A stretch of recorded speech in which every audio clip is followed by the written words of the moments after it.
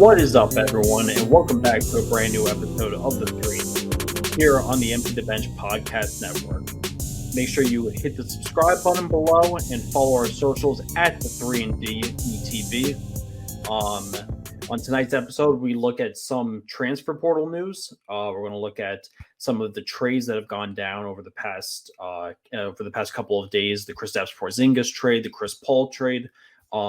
Review some of the NBA draft and who I believe are the big winners coming from the draft, and we'll do a little sneak peek of the free agency that's set to begin on Saturday. So hope everybody's doing well this past week. We had a jam-packed week. We had the NBA draft, of course, go on. We had our live stream. Hope everybody tuned in for that. If not, you guys can check it out on the YouTube channel. We covered the entire first round, and it was a lot. It was long. I'll tell you that right now. That's for sure. But we made it through. We had some good analysis, and you want our genuine thoughts on each pick, go check that out for sure.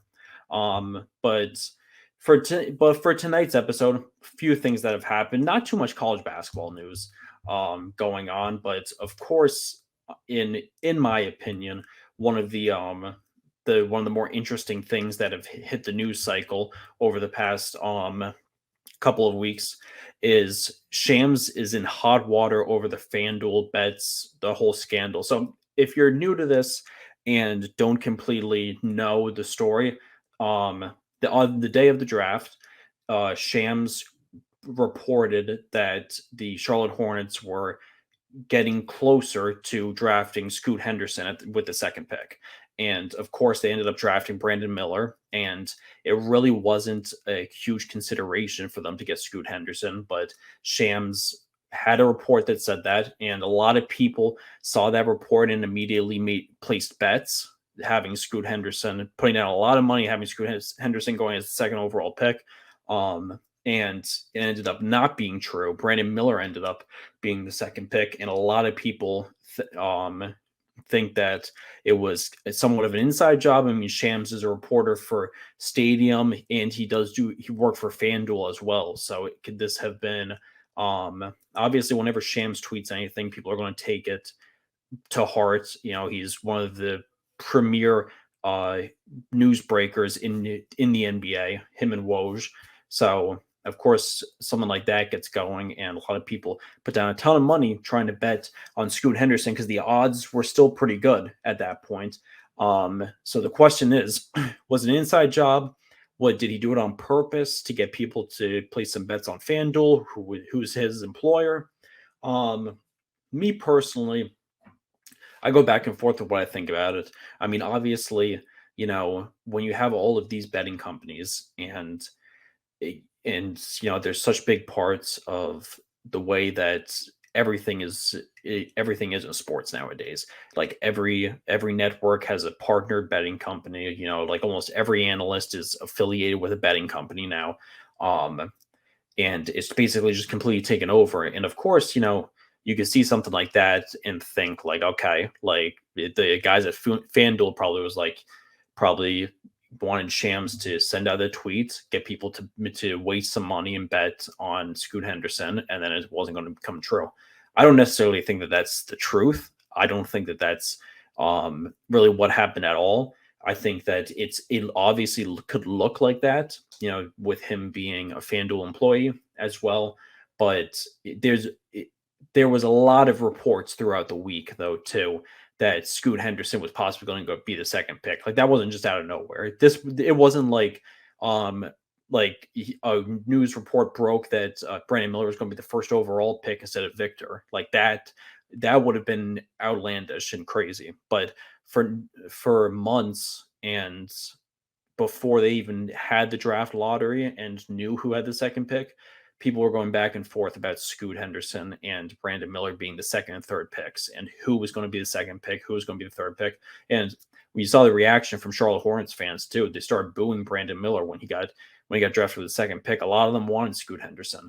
So a lot of people think that he could be the next superstar point guard in the league. I think Brandon Miller is going to be a really good player. I do think Scoot Henderson is also going to be a really good player. But the two of them were going back and forth all for months. And to say that that one report that Shams put out was basically to get people to bet on them. Also, if Shams just reported that, no one told these guys to place $500 down on Scoot Henderson too.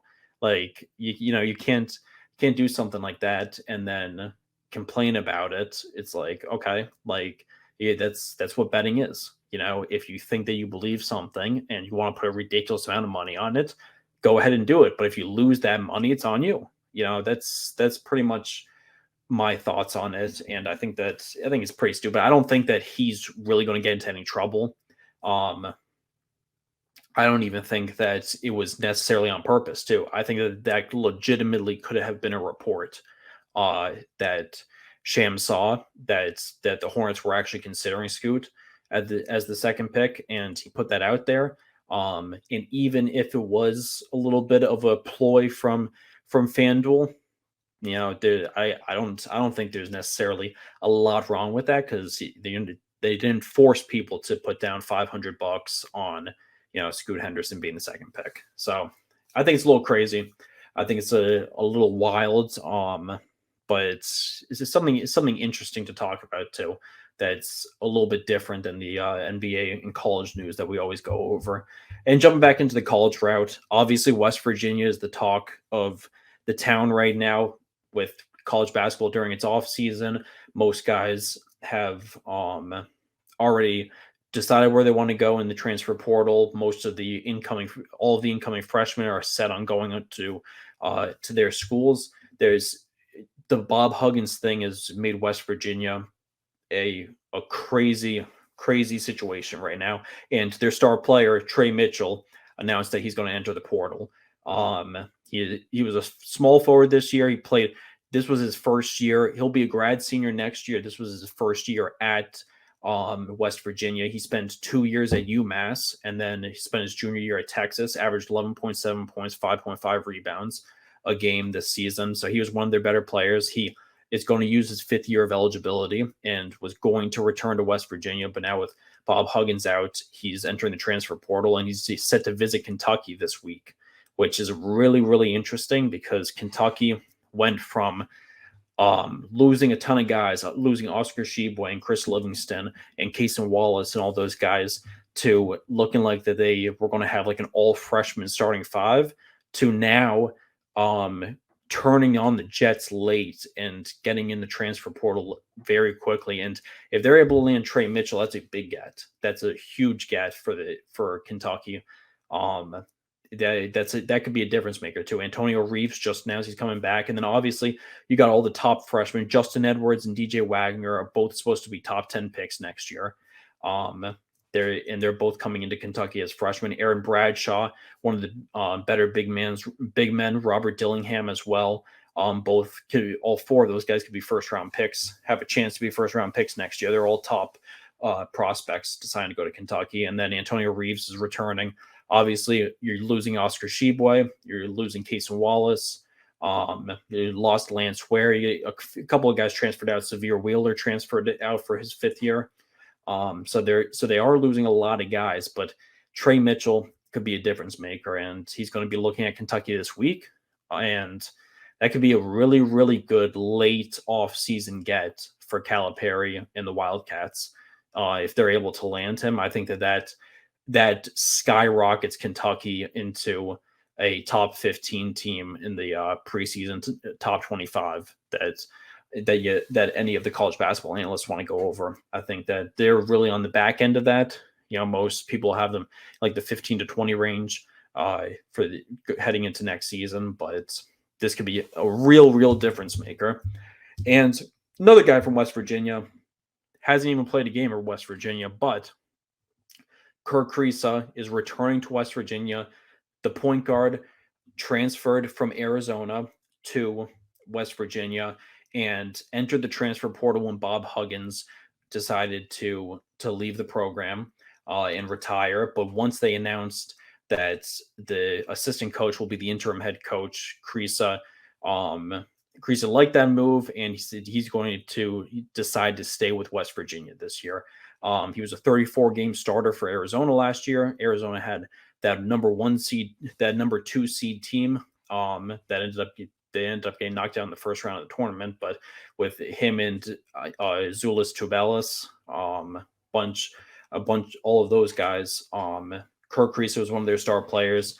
He obviously was transferring to West Virginia when Bob Huggins was there, but he was a 34-game starter last year. He's going to be an incoming true senior, so he's got 2 years of eligibility left. Since his freshman year was the year that they gave everybody the extra year of eligibility, so he'll be a senior this year and he'll get a 5th year. And averaged 9.9 points, 5.1 assists, 36.6% from three. Great point guard, great floor general, good ball handler, and that's definitely good news for West Virginia, because West Virginia, they was looking like they were going to be they're going to be a shell of themselves next year, and they still probably will end up being. Tre Mitchell is a big loss, and if they they're probably going to lose Joe Toussaint too, who was an Iowa point guard, went to play West Virginia last year, and he's in the transfer portal now again for his 5th year. They're probably going to lose him. We'll see if they lose the Manhattan transfer, who was one of the bigger transfers in the country that West Virginia was able to land. But very, very interesting. Kriisa going back to West Virginia definitely has to make West Virginia fans happy. Tre Mitchell, though, entering the portal, he's really the biggest name right out there right now. Most of the other guys have decided where they're going to go. So Tre Mitchell entering the portal. Kerr Kriisa will be headed back to West Virginia next year to play, even without Bob Huggins. So that's enough of the college route. Not much else going on in college, besides the NBA draft, which we'll go over in a little bit. But jumping into a couple of the trades that happened in the NBA, Kristaps Porzingis was dealt to Boston. So this happened a week ago. We haven't been over it yet on the show, but Kristaps Porzingis was dealt to the Boston Celtics. The Celtics ended up getting Porzingis, the number 25 pick in this year's draft, which was Marcus Sasser, the 2024 first-round pick from Golden State. And it was a 3-team trade. The Memphis Grizzlies ended up getting Marcus Smart, and the Washington Wizards ended up getting Tyus Jones, Danilo Gallinari, Mike Muscala, and the 35th pick of this draft, which was Julian Phillips from Tennessee. So interesting 3-way trade. So, the day before, there was the reported trade involving Malcolm Brogdon and Marcus Morris with the Clippers. There was a 3-team trade with Clippers where Porzingis went to the Celtics. And that got squashed really quickly due to Malcolm Brogdon's physicals. They think that he apparently has an injury that'll probably keep him in Boston throughout this offseason. He was a high trade candidate, won 6th man of the year this year, but he's got some injury issues that teams are very concerned about that kind of squashed the first Porzingis trade. So the very next day, the next one happened, and Boston ends up losing an even better player, Marcus Smart. It will be headed to the Memphis Grizzlies, and Smart was very, very thrown off by it. He loved being a Boston Celtic. He wanted to end his career with the Celtics. He spent his entire career, I think he's been in the league for 9 or 10 years now, his entire career with the Celtics. Won Defensive Player of the Year a couple of years ago, is a gritty player and kind of like the engine of that team too. So I think personally, that's a big loss for the Celtics. A lot of people are making off that the Celtics had highway robbery. They were able to shed Gallinari's contract. They were able to shed Muscala, and they had to lose Marcus Smart, but they were able to get Kristaps Porzingis and a first-round pick for next year, and the first-round pick this year, which was Marcus Sasser. I don't necessarily think that that's the case. Porzingis, as a big Knicks fan, obviously he had all that drama with the Knicks.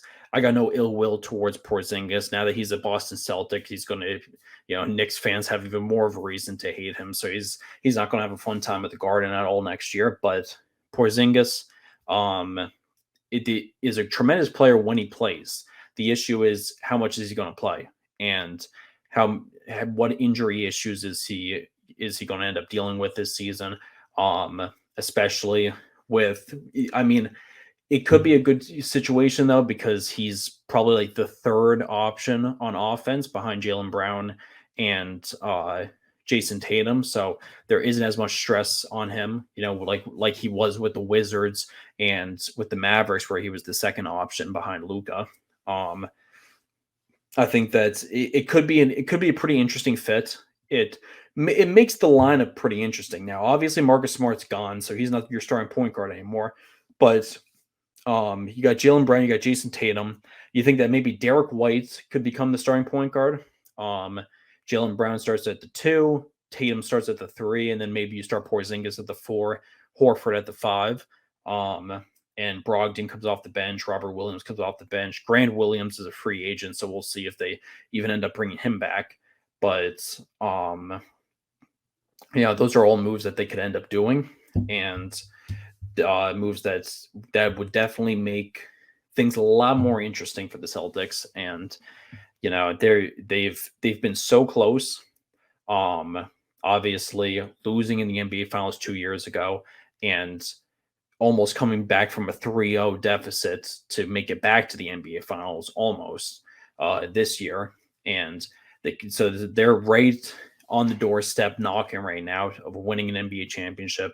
Jason Tatum wants to get there. Jaylen Brown wants to get there. So they made a little bit of a drastic move, and it gives them a lot more offense. Porzingis is a tremendous offensive player and a great rim protector too, a great defensive player down low.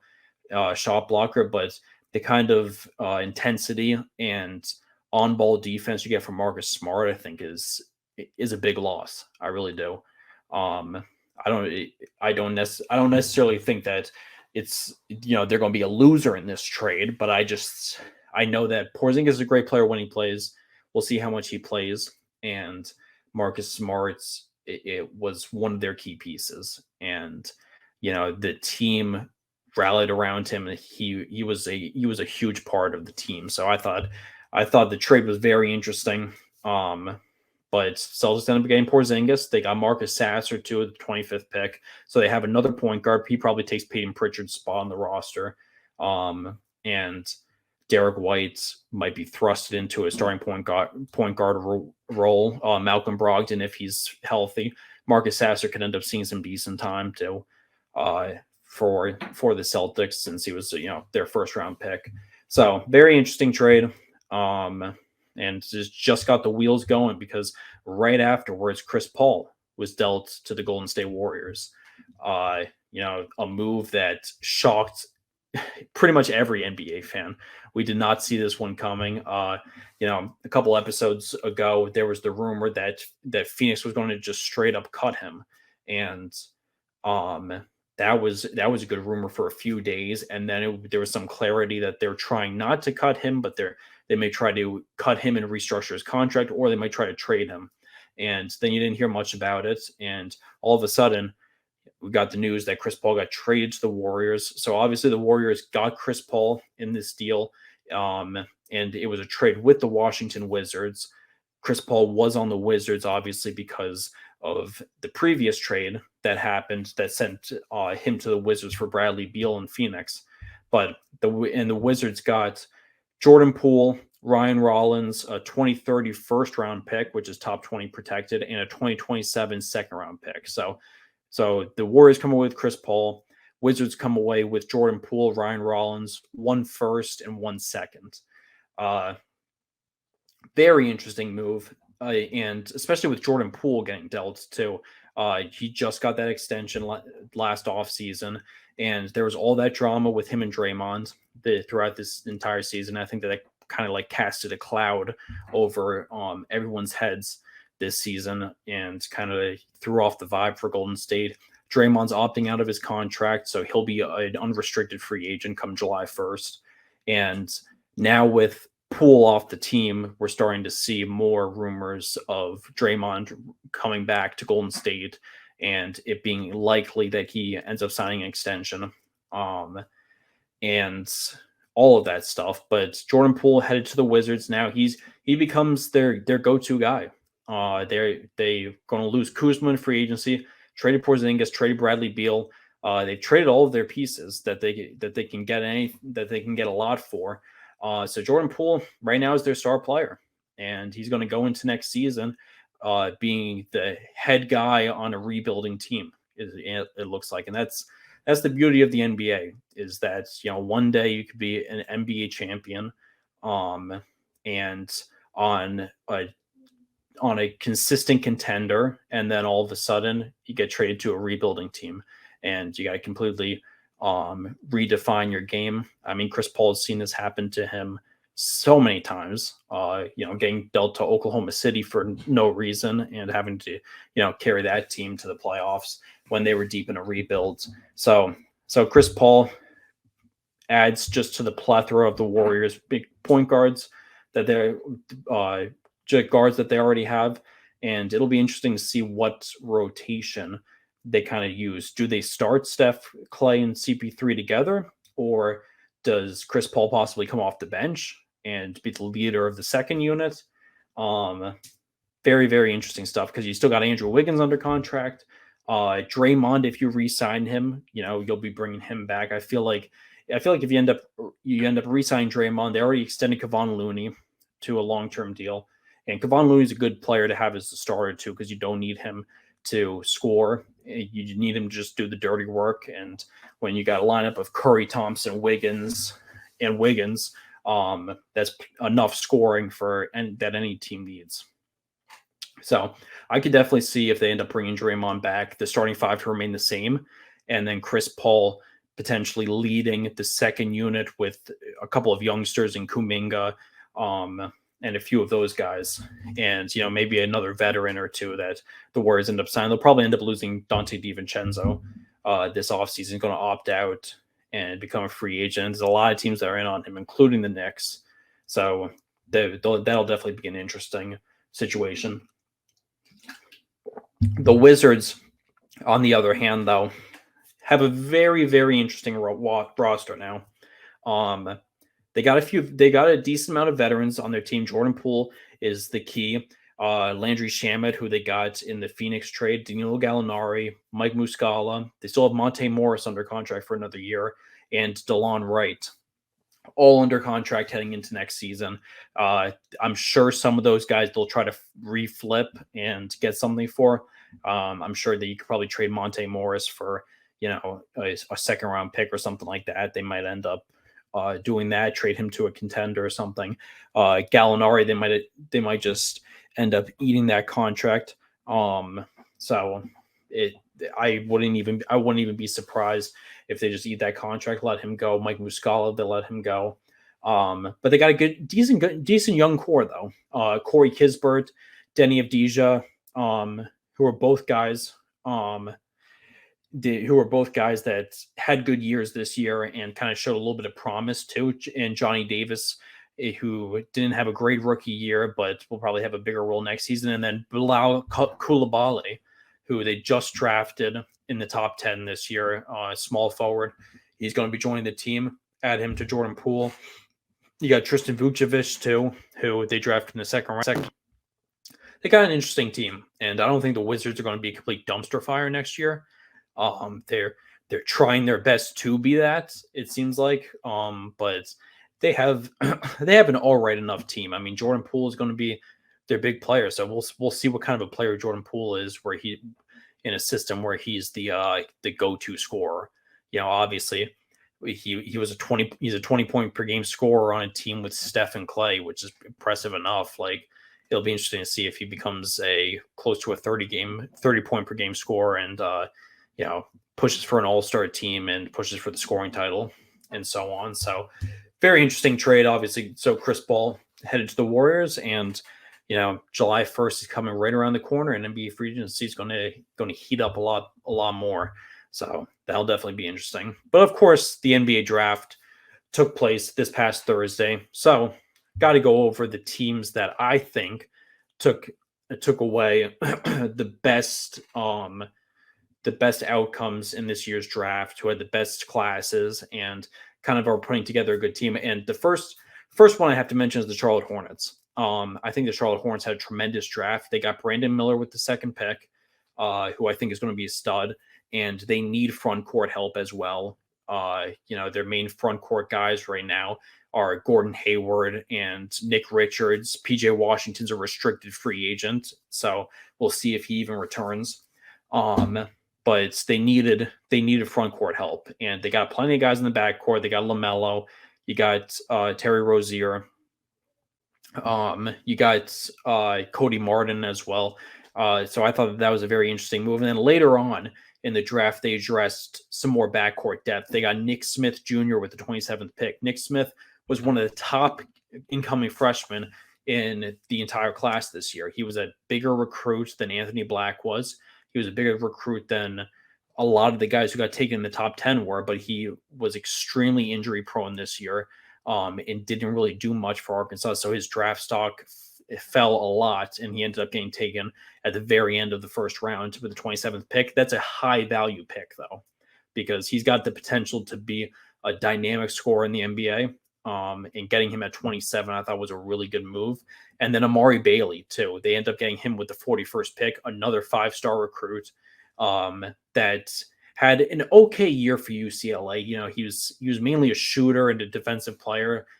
He didn't show a ton of promise to make him a first-round prospect, but his potential kept him in the second round, and he ended up going 41st. The Hornets were able to snag him in the mid to second round, and I think that could be a high value pick too in the second round. He's a great scorer, great 3-point shooter. Could be one of those energizer guys coming off the bench too, to back up LaMelo and Rozier, and obviously Rozier has a year left in his contract, so LaMelo and Rozier probably are the backcourt to start the season. And then you got some interesting guys. You got Nick Smith coming off the bench. You got Amari Bailey coming off the bench. And, this team is in a rebuild, obviously. So they're just going to be looking for improvement and trying to create a dynamic duo around LaMelo and Brendan Miller. Gordon Hayward's still going to be under contract. This is going to be the final year of that crazy contract that they gave him a few years ago that no one really expected him to get, but he ended up getting about $30 million a year. But this will be the last year of his contract. There could be a good chance that he comes off the bench and Brandon Miller is the starter from day one. So I really like the Hornets draft. I thought Brandon Miller was good. Was the good choice at number 2. I like Scoot Henderson a lot too, but I thought that Brandon Miller was a better fit for the Hornets as well. They didn't necessarily need another guard, but when you're the second pick, you're taking best available too. It's not necessarily a need. If you're drafting a superstar, you're going to find a way to fit them in to your team no matter what. So Hornets were one of the winners. My other winner, I have 4 in total. My other one is the Orlando Magic. I thought the Orlando Magic had a very, very solid draft. They had 2 lottery picks, and that was it. But they were able to get Anthony Black with the 6th pick, and they were able to get Jett Howard with the 11th pick. 2 guys who I think are going to be very good players. I think Anthony Black is going to be a stud.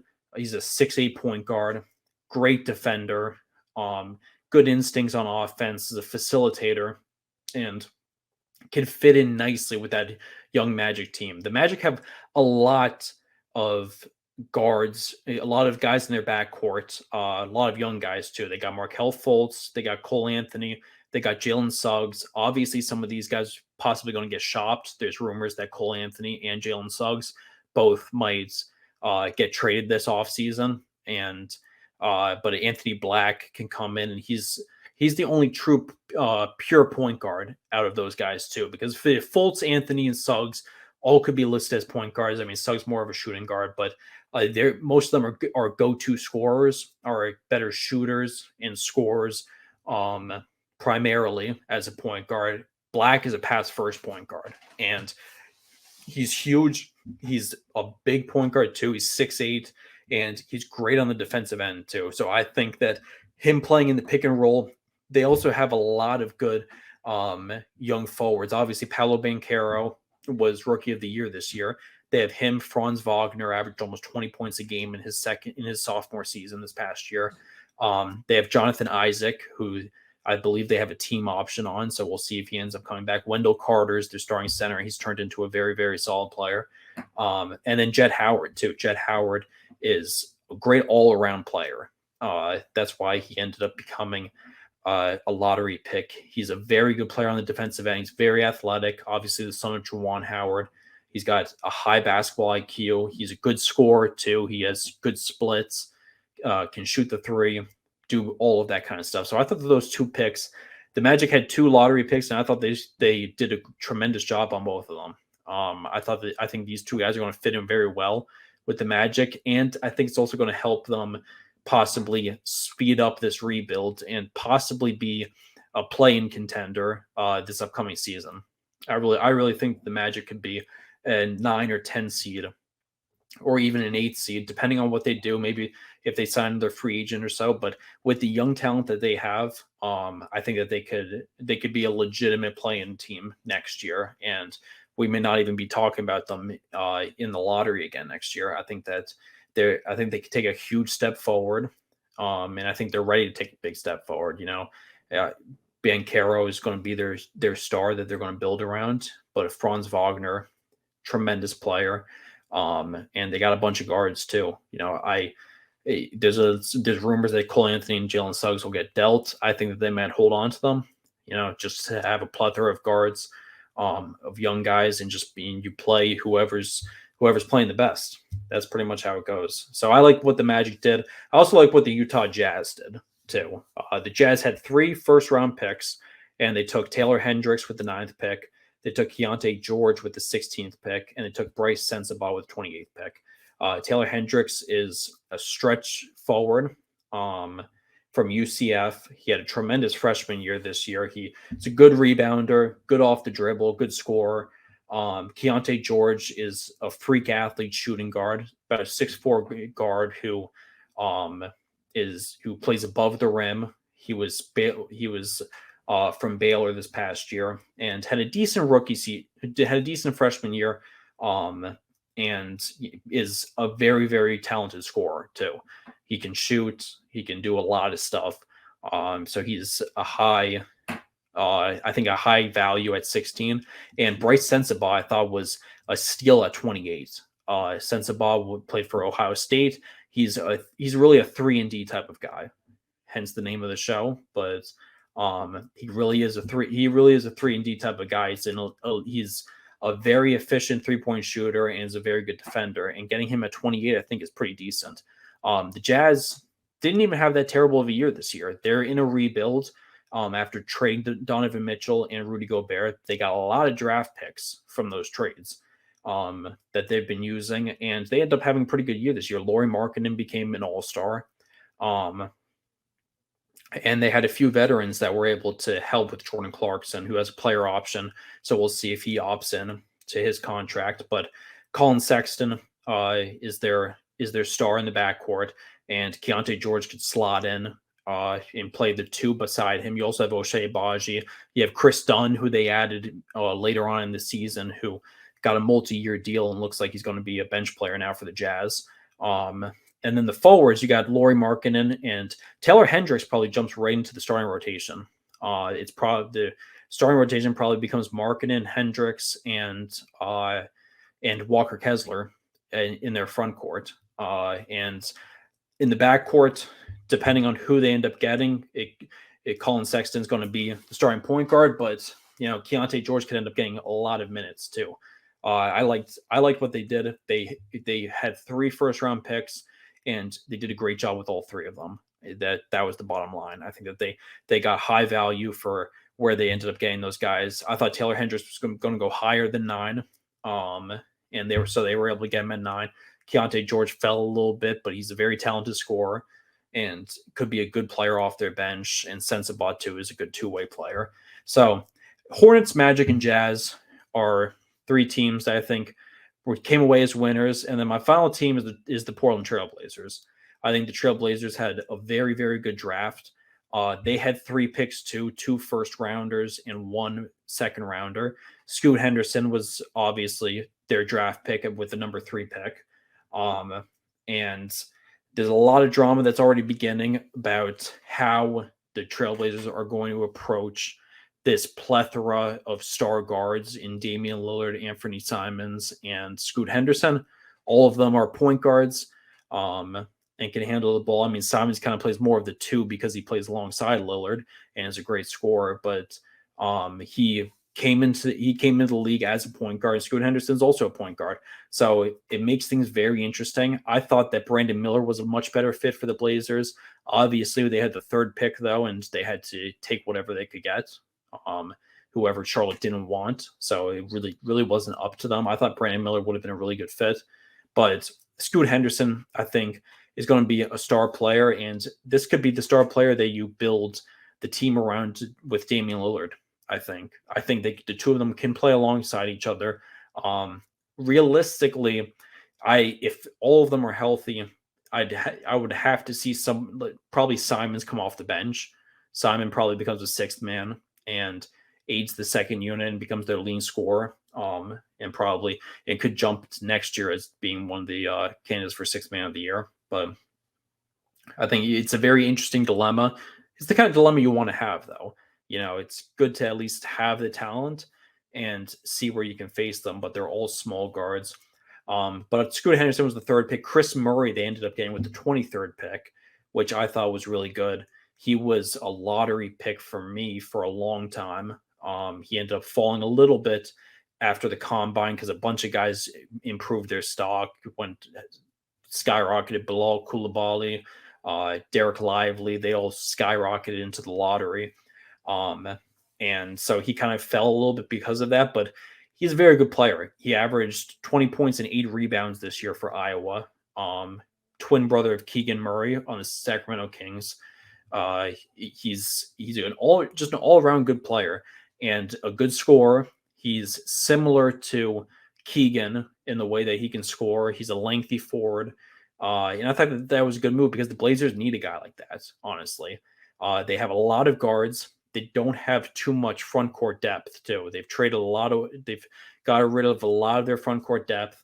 They have Jusuf Nurkic and they have Shaedon Sharpe, who's kind of more of a small forward. But besides that, they have Nasir Little. They had Jeremy Grant this year, but Jeremy Grant's going to be a free agent, so we'll see if they end up even bringing him back. And then Matisse Thybulle as well. They were able to get in a trade, but I believe he's a restricted free agent as well. So I think Chris Murray kind of slots in, and there's a decent chance that Chris Murray could become the starter from the beginning of the season. I think that he could start at the 3 or the 4 for them alongside. I think Shaedon Sharpe probably starts at the 3. Murray might be able to start at the 4 eventually.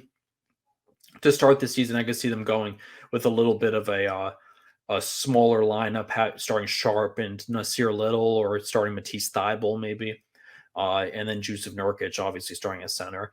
And then the last pick that they got, the 43rd pick, they got Ryan Rupert, who is an international prospect point guard from France. And I thought that was a good pick. He's very, very talented point guard. He's a big point guard too, and good floor general. Does all the little things good, and he was also projected to be a first-round pick too by a lot of people, a late first-round pick, and he fell all the way to 43. So I thought that was very, very good value for where they ended up taking him. And I like all 3 of their picks. I mean, Scoot Henderson has the chance to be a superstar, but I think Chris Murray has the chance to be a very good NBA player.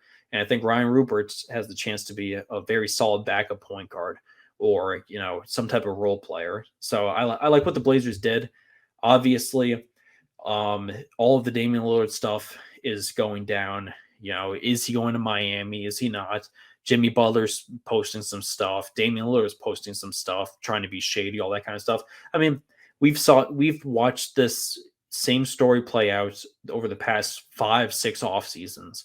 Is Damian Lillard going to stay with Portland, or is he actually going to get traded? So until I actually see some momentum in a trade being made or some real talk about a trade being made, I don't even care to even think about the rumors that are going around, because the bottom line is it seems like Lillard wants to stay with the Trailblazers, and the Trailblazers want to keep him, and they want to build a winner around him.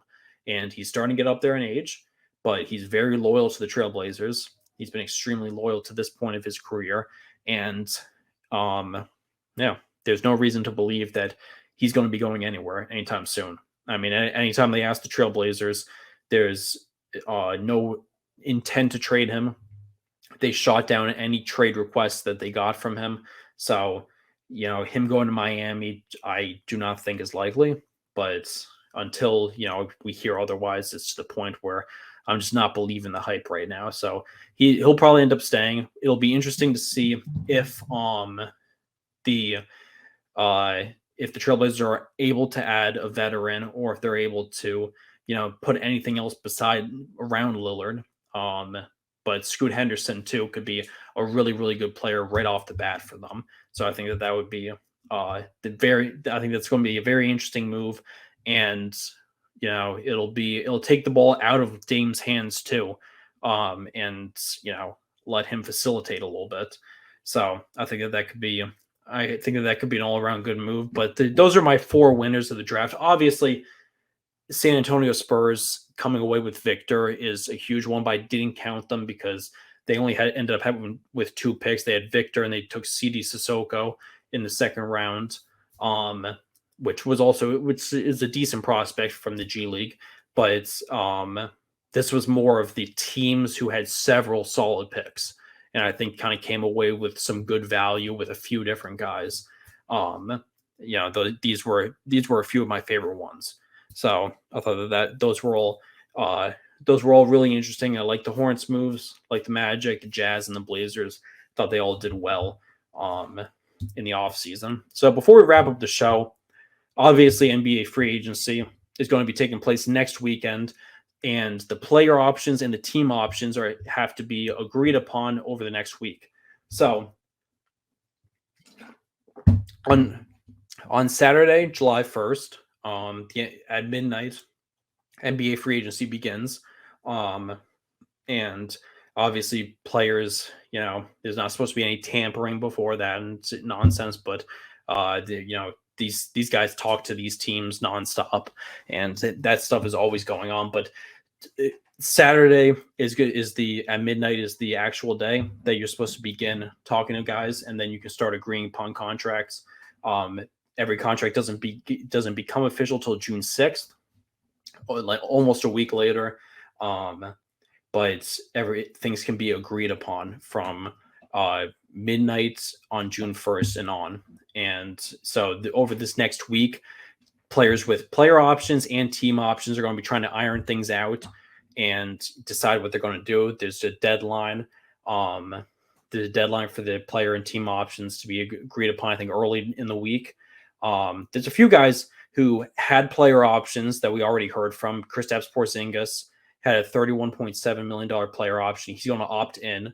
That was part of the trade with him going to the Celtics. Would have been a pretty crazy trade if he decided to opt out of that contract and they lost Marcus Smart. So obviously Porzingis is going to opt in to his contract with the Celtics. James Harden's going to opt out of his contract. He had a $34.2 million player option for the 76ers. He's going to opt out, but there's a lot of rumors that he's going to wind up back with the 76ers.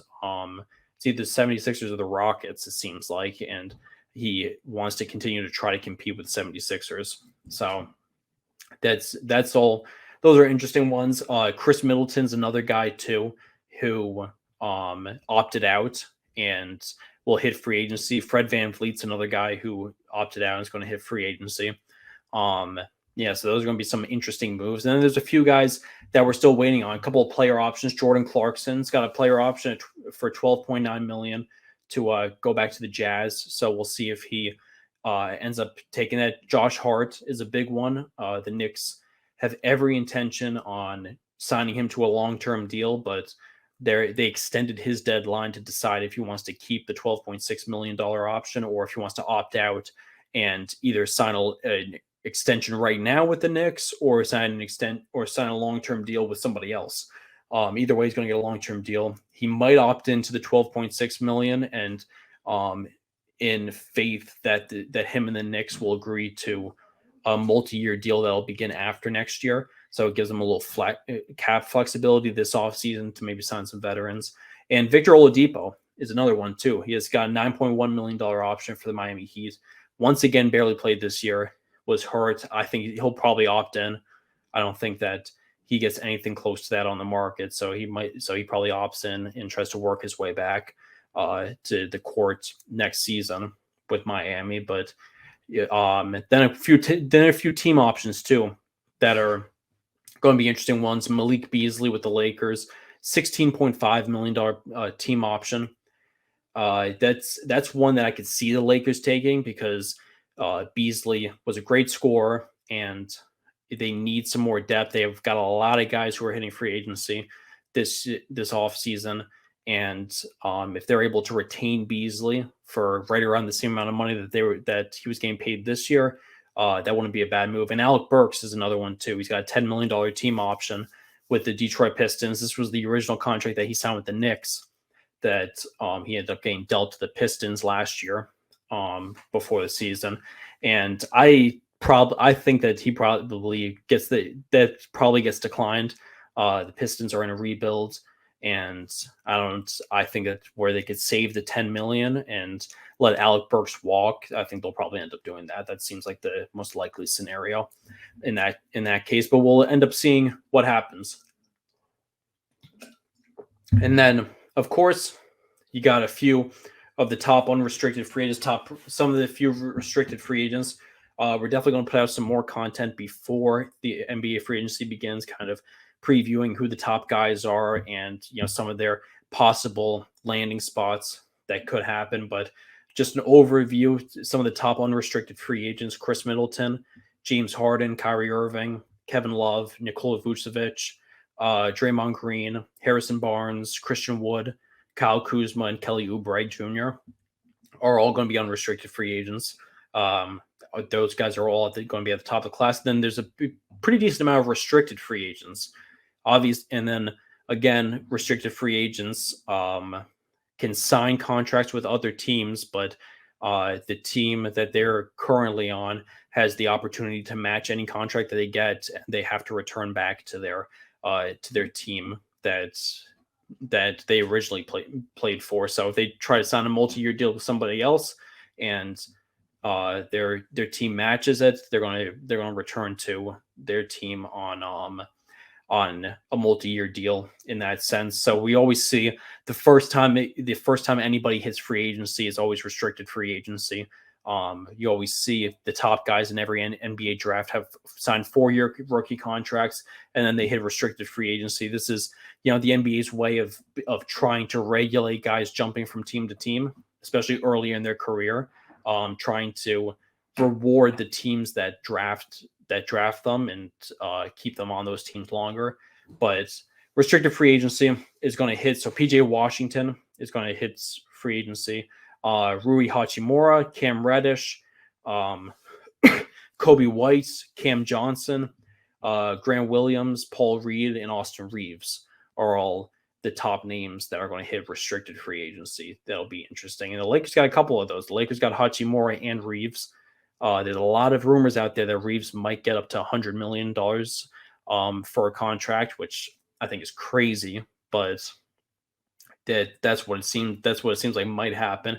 Hachimura ended up being a good player too for them coming off the bench and starting for a little bit. PJ Washington, I think, is a big piece for the Charlotte Hornets, and I think they might match almost anything that he gets. They need the big men too. They need some big man help, and he was one of their better players and a piece to build around. Cam Johnson's another interesting one too.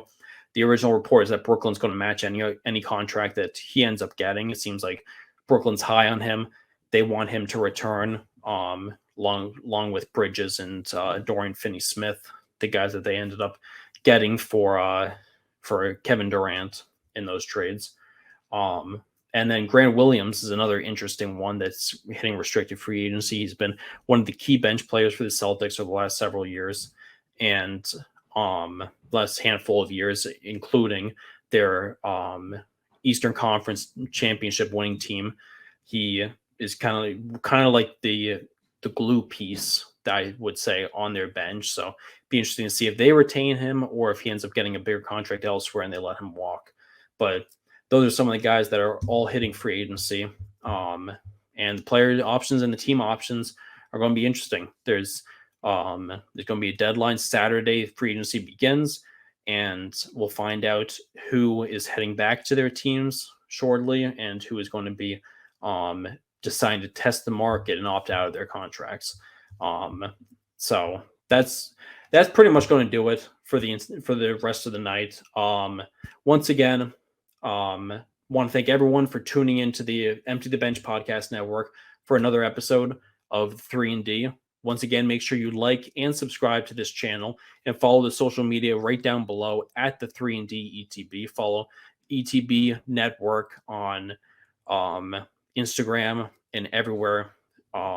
Every social media that you have, youtube.com/ETB Network. Watch all of our full episodes and highlights in our shorts that we coming out with content all the time.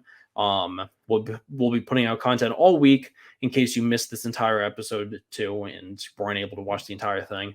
We'll be putting out content all week for that. So I hope everyone has a great night, and the countdown begins. Get ready for some more NBA drama and free agency beginning in just a few days. Have a good night, everyone.